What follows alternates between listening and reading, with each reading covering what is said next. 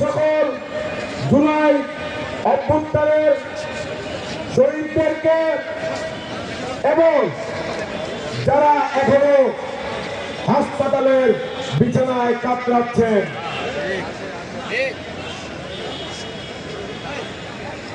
2009 সালের ফেব্রুয়ারি মাস 25 তারিখ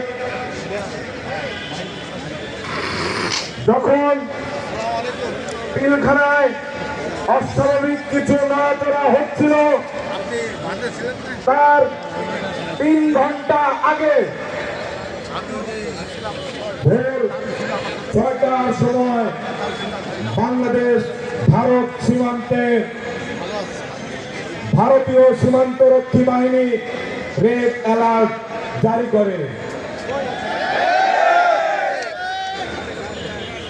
বাংলাদেশের ঢাকায় অবস্থিত পিলখানায় যখন বিডিআর হত্যাকাণ্ড শুরু হয়, বাংলাদেশের গণমাধ্যমে আসার আগে কলকাতার নিউজ চ্যানেলে বুলেটিন আসা শুরু করে। এটি কিভাবে সম্ভব?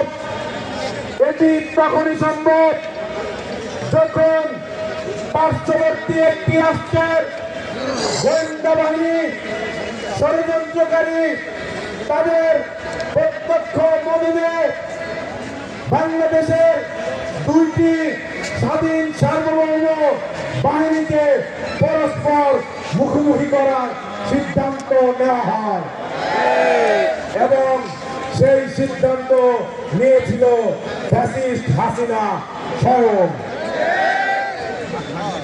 এরপর বহু জল গড়িয়েছে, বহু কিছু হয়ে গেছে।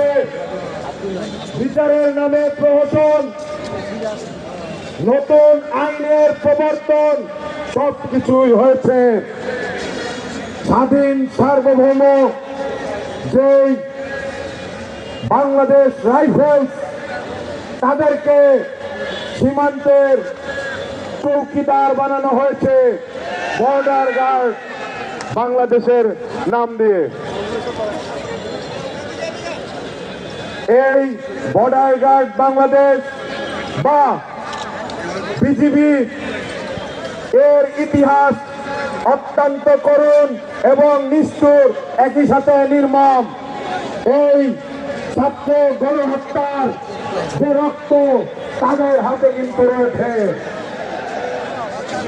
আমরা সেই সীমান্তরক্ষী বাহিনীকে চাই যারা রেলগাড়িতে